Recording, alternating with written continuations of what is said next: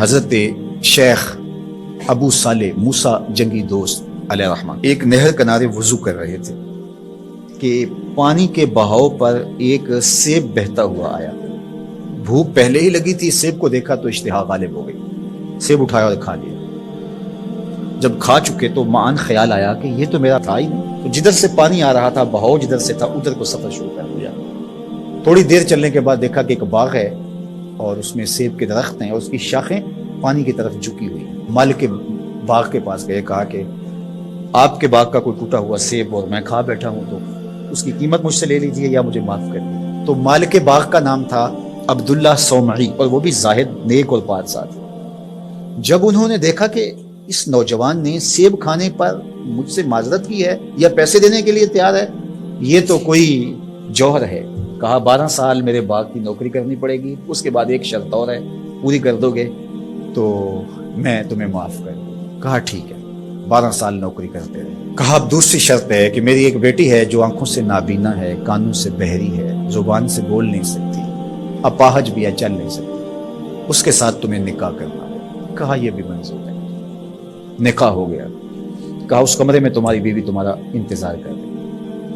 جب کمرے میں دیکھا تو ایک صحیح الاعضاء خوبصورت صاحب جمال خاتون منتظر تھی۔ سمجھا غلطی لگ گئی ہے، واپسی جلدی سے پلٹے اور اتنی تیزی سے پلٹے کہ دروازے کی چوگاٹ کے ساتھ سر لگا اور سر پھٹ گیا اور خون بہ رہا اور واپس آئے۔ تو شیخ عبداللہ صومعی کہنے لگے کہ کیا ماجرا ہوا؟ کہا کہ وہ کوئی اور خاتون ہے، جو نقشہ آپ نے بتایا تھا وہ تو نہیں۔ کہا وہی میری بیٹی ہے اور آپ کی بیوی ہے۔ وہ بہری اس لیے ہے کہ آج تک اس کے کانوں نے غیر محرم کی آواز نہیں سنی۔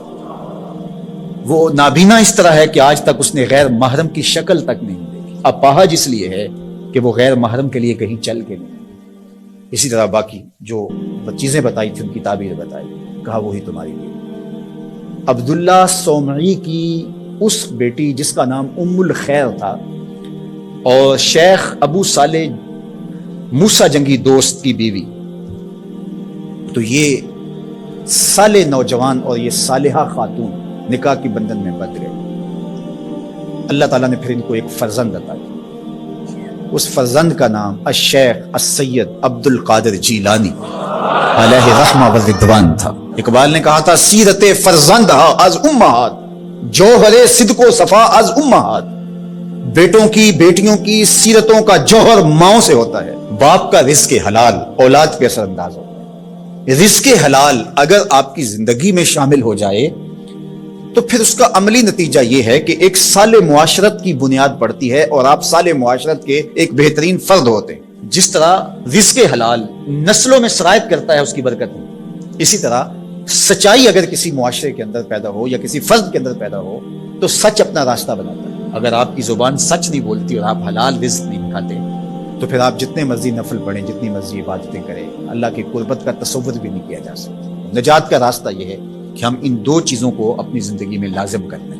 اور آج چونکہ 11 ربیع الثانی ہے اور پوری دنیا کے اوپر حضرت شیخ عبد القادر جیلانی علیہ رحمہ و رضوان کا یوم منایا جاتا ہے، اور چونکہ وہ 11 تاریخ کو لوگوں کو جمع کر کے دین سکھایا کرتے تھے، اور ملا علی قاری نے نزہۃ الخاطر الفاطر فی مناقب شیخ عبد القادر میں لکھا ہے کہ آپ کے خطبے میں اجتماع 70 ہزار لوگوں کا ہوتا تھا، اور یہ ہر 11 کو کیا کرتے تھے۔ اس وجہ سے اپنی سہولت کے لیے جس طرح ہم مقرر کوئی دن کر دیتے ہیں کہ ہر پیر کو محفل ہوگی، ہم مقرر کرتے ہیں ہر ماہ کی پہلی تاریخ کو محفل ہوگی، تو انہوں نے یہ دن مقرر کیا تھا۔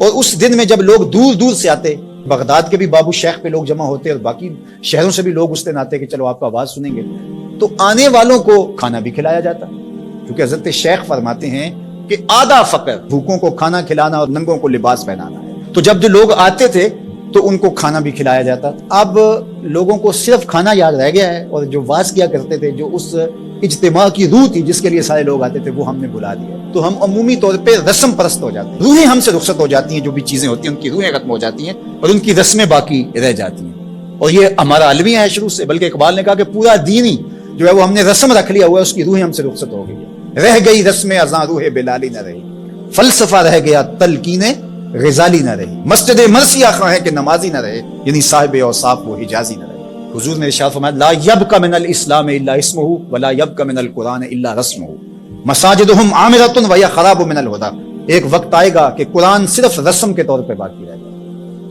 اور جو ہے وہ اسلام کا صرف نام باقی رہ جائے گا. مسجدیں زیب و زینت کے لحاظ سے تو آباد ہوں گی، بڑے اونچے اونچے مینار ہوں گے، گنبد اچھے ہوں گے، قالین اچھے بچے ہوں گے، دیواریں منقش ہوگی، یہ سب کچھ تو ہوگا، لیکن نمازیوں سے خالی ہوگا.